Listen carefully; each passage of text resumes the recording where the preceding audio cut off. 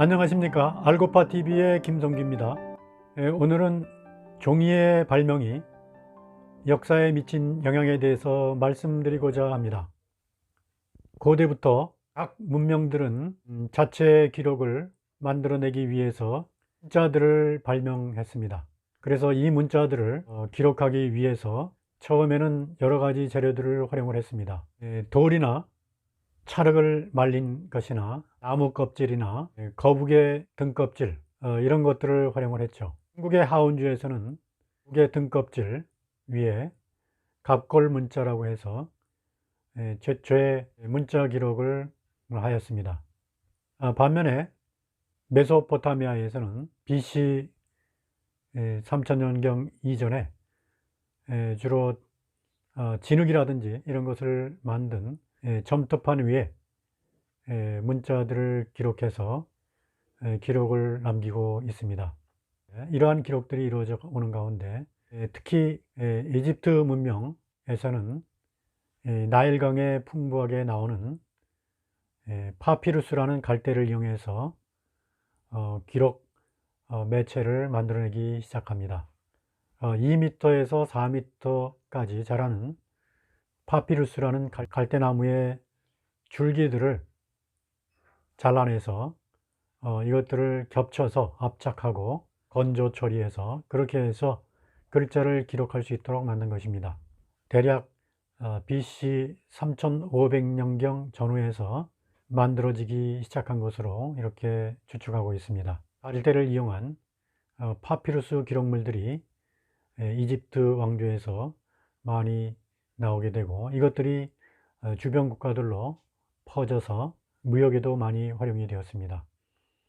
기록의 목적은 첫째는 신들과 관련되는 경전을 기록하고 제사와 관련되는 것을 기록하는 그런 것이 주목적이었고, 두 번째는 지역과 국가가 발전하면서 여러 가지 상업과 행정, 이것을 위해서 기록을 하는데 파피루스가 쓰였습니다. 그래서 이 파피루스라는 말에서 지금의 페이퍼, 종이라는 영어 단어가 나오게 됩니다. 특별히 이 파피루스가 발전을 많이 하게 된 것은 알렉산더가 전 세계를 통일하면서 그리스 문화와 동방 문화를 통합하는 시대에 이루어졌습니다. 알렉산더 사후에 그 휘하에 있던 장군들 중에 프톨레마이오스는 이집트로 가서 이집트 지역을 장악하고 제32대 왕조를 305년에 창설을 합니다. 프톨레미 1세는 BC 288년경에 당시 수도였던 알렉산드리아에 알렉산드리아 도서관을 만들도록 명령을 내렸습니다. 그리고 이곳에 다양한 당시로서는 최신의 서적들을 수집을 해서 수장을 하게 됩니다. 프톨레미 3세 때는 알렉산드리아 항에 들어오는 모든 선박을 수색을 해서 그 안에서 나오는 책들의 원본을 압수하고 이들의 복사본을 되돌려 주는 방식으로 그렇게 해서 48만 권의 파피루스 서적을 소장하게 되었고, 그 중에 12만 개가 진본이었다고 이렇게 얘기합니다. 프톨레마이오스 마지막 왕이었던 클레오파트라 7세 때에는 소장 도서가 거의 70만 권에 육박하였다고 합니다. 서방구에서는 가장 큰 도서관이었던 걸로 추측이 됩니다. 그래서 헬라의 많은 학자들이 이 알렉산드리아에서 출생하고 또 여기서 활동을 했습니다. 기하학의 창시자였던 유클리드라든지 히포크라테스에서 배운 해부학의 창시자 헤로필로스, 그리고 지구 구형설을 주장한 아폴로니우스, 그리고 그리스의 3대 비극을 쓴 소포클레스, 아이스킬로스 등이 이곳 출신이었습니다. 이와 같이 파피루스를 중심으로 하는 기록이 알렉산드리아 도서관에 많이 소장됨으로써 그리스와 이집트의 학문의 중심적인 역할을 했습니다. 그러나 중간에 파피루스가 공급량이 딸리자 프톨레마이오스 5세는 파피루스의 수출 금지 조치를 취하게 됩니다. 이와 같은 파피루스의 금수 조치는 BC 190년경에 이루어졌습니다. 그래서 소아시아에 있던 페르가몬이라는 도시국가에서는 그 당시 왕이었던 에우메네스 2세가 양피를 벗겨서 이것에 기록을 하는 양피지를 개발을 했습니다. 물론 이 양피지는 BC 9세기경부터 이용이 시작되었습니다마는 당시 에우메네스 2세가 여기에 약간의 화학 처리를 함으로써 안정적으로 양피지가 활용될 수 있는 그런 방법을 개발하고, 그래서 이때 만들어진 양피지를 페르가메네라고 부르기도 했다고 합니다. 그래서 본격적으로 양피지가 지중해 지역에 보급되기 시작합니다. 실제로 신약 성경에 보면은 사도 바울이 디모데후서 4장 13절에 디모데에게 가죽에 쓴 성경을 가져라고 부탁을 합니다. 이것은 양피지에 성경을 기록하였다는 그런 기록이 되겠습니다. 파피루스가 이집트에서 유행이 많이 될 수 있었던 것은 파피루스를 만드는데 많은 노동력이 들어가지만 당시에 노동력이 풍족하였기 때문에 이러한 파피루스를 대량으로 생산할 수 있는 그러한 노동력이 풍부해서 가격이 싸고, 그 다음에 가볍기 때문에 휴대와 운반에 굉장히 강점이 많았습니다. 다만 보관을 오래 할 수 없다는 그런 단점이 있었기 때문에 어려운 부분도 있었지만은 경제적이고 가벼운 파피루스가 대단히 인기를 끌었던 것 같습니다. 반면에 양피지는 양 한 마리를 잡았을 경우에 A4 용지로 2장 내지 넉 장 정도의 양피지를 만들 수 있었다고 합니다. 따라서 가격도 비싸고 파피루스보다는 훨씬 더 무겁기 때문에 운반에 어려움이 있습니다. 그러나 파피루스는 둘둘 말아서 썼지만은 양피지는 지금의 책처럼 잘라서 편집을 해서 지금의 책과 같은 모양으로 쓸 수 있었기 때문에 상당히 유리한 점이 많이 있었습니다. 그래서 이와 같이 AD 1세기경에는 양피지가 일반적으로 많이 보급되었던 것 같고, AD 3세기경에는 이것이 전 유럽으로 퍼져서 기록 매체로서 많이 활용되었던 것 같습니다. 이와 같이 양피지는 특별히 성경이라든지 성경 관련되는 서적들을 만드는 데 많이 활용이 되었습니다.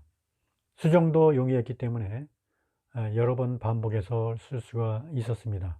그리고 이와 같은 양피지는 보관하기에 좋고 책처럼 편집하는 데도 유리했기 때문에 나중에 18세기까지도 이 양피지가 많이 활용이 되었다고 합니다. 가죽으로 된 것이기 때문에 가격이 워낙 비쌌습니다. 양피지로 만든 책 한 권이 거의 집값하고 거의 비슷한 수준이었다고 하니 거의 그 가격을 짐작할 수가 있습니다. 그렇기 때문에 이러한 양피지로 만든 책들은 주로 사제들이라든지 수도원에서 주로 성경을 필사하는 데 많이 활용이 되었던 것 같습니다. 그래서 유럽의 중세 시대에도 교회라든지 수도원이라든지 이런 데서 양피지로 만든 많은 성경과 기록물들이 나오게 됩니다. 반면에 중국에서는 아까 말씀드린 하원주 시대의 갑골문자 이후에 대나무를 잘라서 죽간을 만든다든지, 그 다음에 나무 줄기를 길게 잘라서 목간을 만들어서 이런 데 글자를 기록을 했습니다. 그래서 이러한 대나무나 나무로 만들어서 이와 같이 문자를 썼던 것을 간독이라고 지칭하는데 이것은 BC 8세기경부터 중국에서 성행되었던 것으로 보입니다. BC 200년경에는 이러한 간독에 구구단도 써서 외웠던 것이 기록으로 남아 있습니다. 그러나 이것은 두껍고 또 무거웠기 때문에 많은 기록물로 이것을 읽고 쓰고 하는데 불편함이 많았습니다. 그래서 사람들이 비단을 활용해서 기록 매체로 쓰기도 했지만 비단이 워낙 비싸기 때문에 쉽게 대중화시킬 수가 없었습니다. 그래서 사람들이 처음에는 삼배나 말을 끓여서 그렇게 해서 종이를 만드는 작업을 시도를 했습니다. 나무나 혹은 나무 소재로 이용된 것을 가지고 종이를 만드는 시도를 많이 하게 됩니다. 그래서 차츰 종이와 비슷한 형태의 기록 매체가 나오기 시작합니다. 그래서 후한 시대인 AD 105년경에 체륜이라는 궁중에 있던 관리가 평생에 걸쳐서 나무에 들어있는 이러한 펄프질을 모아서 끓이고 가공하고 건조시켜서 마치 지금의 김을 만들듯이 그렇게 해서 종이를 만드는 기법을 만들었습니다. 그래서 이것이 체륜이 만든 체후지라는 이름의 종이가 발명되게 됩니다. 이렇게 발견된 종이는 세계 4대 발명품 중에 하나가 됩니다. 그래서 나중에는 특별히 나무 중에서도 당나무 껍질 이런 것들을 대량으로 삶고 처리하고 해서 그렇게 해서 한지를 만들게 됩니다. 그래서 당나무, 즉 우리는 이것을 꾸지나무라고 하죠. 꾸지나무의 껍질, 그래서 이 껍질을 한자로 저피라고 합니다. 그래서 저피라는 말에서 나중에 종이라는 말이 나왔다는 그런 설도 있습니다. 그 후로는 간독이 사라지고 드디어 전체 행정문건에서 종이가 활용됩니다. 중국 황실에서는 이러한 종이를 화장실에서 뒷일을 볼 때도 활용을 했다고 합니다. 그래서 항상 황실의 창고에는 많은 양의 종이를 보관하였다고 합니다. 이렇게 개발된 종이가 AD 348년경 백제 불교를 절하는 마르란타가 종이 만드는 기법도 함께 한반도에 전수했다고 합니다. 그리고 610년경에는 고구려의 중담증이 일본의 불교를 전하면서 이러한 종이를 만드는 기법을 일본에도 전수를 시켰다고 합니다. 이와 같은 종이의 발명을 통해서 종이가 확산되고 마침 중국에서도 AD 7세기경에는 목판 인쇄술이 발명이 되면서 이 종이는 기록 매체로서 더욱더 널리 보급이 되게 됩니다. AD 600년이 넘어서 이슬람이 중국의 당나라를 공격하게 됩니다. 그때 맨 마지막 전투가 751년경에 고선지 장군이 이슬람을 맞이해야 해서 탈라스 강변에서 마지막 전투를 하게 됩니다. 그 전투에서 많은 당나라 사람들이 이슬람의 포로로 끌려가게 됩니다. 그 포로 중에 종이를 만들 수 있는 사람들이 끌려가게 됩니다. 그래서 이 사람들이 이슬람의 사마르칸트로 가서 종이 만드는 기법을 전하게 됩니다. 그래서 이슬람에는 이후에 종이가 대중화되게 됩니다. 이와 같이 종이를 이용해서 각종 기록물을 만들고 코란을 해석하기 위한 철학이라든지 아라비안 나이트라든지 같은 문학이라든지 연금술을 비롯한 화학 그리고 천문학 이런 것들이 종이를 통해서 학문적 발전을 이룩하게 됩니다. 특별히 이슬람에서는 이 종이를 이용해서 코란을 제작을 했습니다. 그래서 이 이슬람에 전래된 종이가 신앙과 각종 학문의 바탕을 이루게 됩니다. 이와 같이 이슬람 세계에 퍼진 종이는 그 활용도가 굉장히 광범위해서 심지어는 화장실에서 뒷일을 볼 때도 활용했다는 기록이 나옵니다. 그래서 이러한 제지 문화가 793년에 바그다드에 퍼지고 960년에는 카이로에 퍼지게 됩니다. 그리고 1100년경에는 모로코에 퍼지고 1151년경에는 스페인에 퍼지게 됩니다. 그래서 이렇게 이슬람 전체에 퍼진 종이 제조 기법이 드디어 기독교도들에게도 전파가 되게 됩니다. 그러나 기독교의 기록 매체를 담당하는 교회나 수도원에서는 이 종이의 도입을 꺼리게 됩니다. 그 당시까지만 해도 고급스러운 양피지로 성경을 만들었는데 나무 껍질이나 불순물이 섞인 물건들을 삶아서 만드는 종이로 성경을 만든다는 것이 굉장히 못마땅했고 또한 신성모독이라고 생각했던 것 같습니다. 이슬람의 커피가 기독교도들에게 퍼질 때 초기에 상당히 거부감을 주었던 것과 비슷하게 이슬람의 종이도 유럽의 기독교인들에게는 상당히 거부감을 주었던 것 같습니다. 그러나 이 종이가 상당히 가볍고 또한 한번 기록이 되면은 지울 수 없는 확증 자료를 만들 수 있었기 때문에 양피지처럼 수정이 불가하고 한번 기록한 것이 거의 변경할 수 없는 그런 기록물이 될 수 있었기 때문에 차츰차츰 서양 사회에도 종이가 채택되기 시작했습니다. 그래서 나중에 이 종이는 전체 유럽에도 활용되기 시작했습니다. 유럽의 기독교 사회에 이와 같이 종이가 보급되자 처음에 종이로 만든 코란을 경시하고 경멸하던 서양 사람들도 이 종이를 이용해서 성경도 만들고 성경 관련되는 서적들도 만들기 시작했습니다. 특별히 13세기, 14세기에는 많은 탐험가들이 동방으로의 여행을 하였습니다. 그래서 당시에 동방 여행 기록들이 많이 작성이 됐죠. 그 중에 한 사람이 마르코 폴로의 동방 견문록입니다. 그래서 종이로 만든 이 동방 견문록이 많은 사람들에게 읽히고 이것을 대항해를 준비하고 있던 콜럼부스도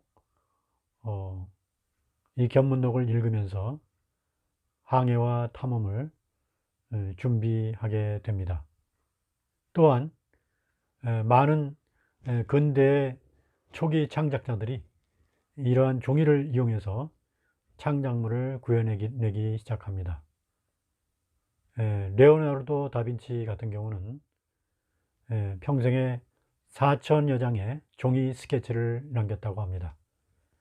특별히 72페이지로 편집된 그의 레스터 노트는 경매 시장에서도 엄청난 가격으로 팔려나갔다고 합니다.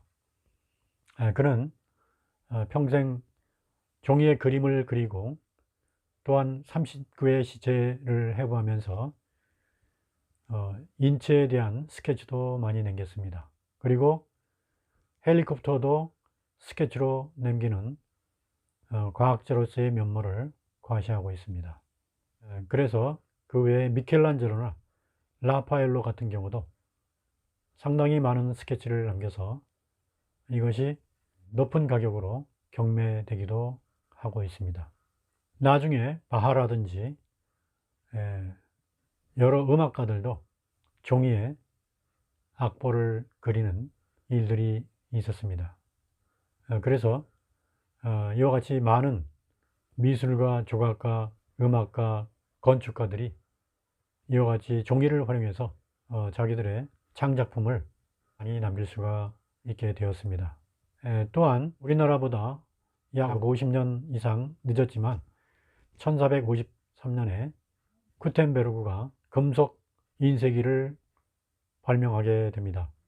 포도주를 압착해서 만드는 포도 압착 시스템을 모방을 해서 그렇게 해서 활자들의 잉크를 묻혀서 압착해서 인쇄물을 만드는 금속 활자를 넣은 기계를 발명하게 된 것입니다. 그래서 아까도 말씀드린 마르코 폴로의 동방견문록이라든지 이런 것이 이러한 금속 활자의 인쇄에 의해서 더욱더 빠르게 확산되게 됩니다. 더욱이 1517년에 루터의 종교개혁이 일어나게 됩니다. 그 당시에 교회당 벽에 95개조의 항목을 종이에 써서 붙였는데 이것이 일주일 만에 독일에 퍼지고 유럽에 퍼지게 되어서 당시 이러한 종이를 통한 정보의 유통이 그 전보다 훨씬 빠르게 이루어졌다는 것을 알 수가 있습니다. 뒤이어 1605년에 스페인 사람 세반테스가 돈키호테를 만들어서 인기를 끌게 되면서 또 많은 소설들이 나오기 시작합니다. 그래서 당시에 소설이 대중화되기 시작하고 그 외에도 계몽주의 사상가들이 많은 서적들을 출판하면서 이러한 사상가들, 철학가들 그리고 새로운 학문의 서적들이 많이 종이로 출판되게 됩니다. 그래서 1660년 라이프치거 자이퉁이라는 최초의 일간 신문이 발간되기 시작하면서 종이의 활용도는 더욱더 높아지게 됩니다. 이것이 1770년대 미국의 독립 시기에 정치 상황을 알리기 위해서 또한 미국에서도 많은 신문이 창간이 되고 정보를 교류하게 됩니다. 1770년경에 영국에서 산업혁명이 일어나면서 중산층이 늘어나고 그래서 많은 서적 수요가 일어나게 됩니다. 그래서 당시 낭만주의 소설이라든지 이런 것들이 많이 활용이 되게 되고 그러던 것이 1820년대에 가면은 미국에서 유럽의 신문보다 더 많은 신문사들이 만들어지게 됩니다. 특히 미국에서는 1833년에 선지라고 하는 1센트짜리 일간 신문이 나오면서 각종 정치 뉴스와 범죄 뉴스 그 다음에 인간 생활에 관련되는 뉴스들이 나오면서 더욱더 신문의 수요는 높아지게 됩니다. 그러나 그때까지 종이를 만들기 위해서는 면으로 만든 버린 속옷이나 이런 것들을 삶고 쪄서 종이를 만들었기 때문에 종이의 공급에 상당한 문제가 있었습니다. 종이의 제조 기법들은 유럽에서 먼저 발달이 됩니다. 1750년경에 네덜란드에서는 기계를 통해서 종이를 만드는 예지기가 만들어지기 시작했고 1770년경에는 영국에서 지금의 도화지와 같은 와트만지를 만들기 시작했습니다. 그리고 1840년경에는 독일의 켈러라는 사람이 드디어 나무의 펄프를 대량으로 분쇄하고 가열하고 약품 처리해서 만드는 기법을 최초로 만들어내게 됩니다. 이것이 미국으로 건너가 1867년에 미국의 티르만이라는 사람이 화학적으로 안정된 그러한 펄프를 만들어내는 그 기법을 완성시킴으로써 종이는 본격적으로 대량 생산될 수 있는 그런 체제를 갖추게 됩니다. 그래서 이때 전 세계에 퍼진 사실주의 소설 문학이라든지 대중화된 신문 수요 그리고 기타 다양한 학문적 수요와 벽지나 골판지라든지 이러한 새로운 수요들도 많이 창출해 내게 되었습니다. 16세기 후반에 유럽의 연대기 작가 카이사트는 화장실에서 휴지를 사용할 것을 권장합니다. 그전에는 휴지를 사용하지 않았기 때문이죠. 그전에는 화장실에서 휴지를 사용하지 못했기 때문에 앞으로는 화장실에서 휴지를 사용해야 한다고 권장하기 시작합니다. 19세기 중반에는 미국의 주요 도시 필라델피아라든지 미국의 주요 도시에는 수천여 개의 수세식 화장실이 보급되었습니다. 여러 사람이 화장지를 만드는 기법들을 발명했지만은 특별히 스콧이라는 사람이 두루마리 휴지를 만들어서 보급하기 시작했습니다. 그래서 이 두루마리 휴지가 인기를 끌면서 드디어 종이가 화장실 문화도 개선시키기 시작했습니다. 이렇게 해서 두루마리 휴지는 서구 유럽의 화장실 개선에도 엄청난 기여를 하게 됩니다. 오늘날에 있어서는 이 종이가 이와 같이 출판, 인쇄, 화장실뿐만 아니라 각종 박스 등 보관 용기라든지 벽지라든지 각종 물품에 들어감으로써 우리 인류의 문화에 엄청난 기여를 하게 됩니다. 오늘 내용 잘 들으셨으면 구독과 좋아요를 눌러주시기 바랍니다. 시청해 주셔서 감사합니다. 알고파TV의 김성기입니다.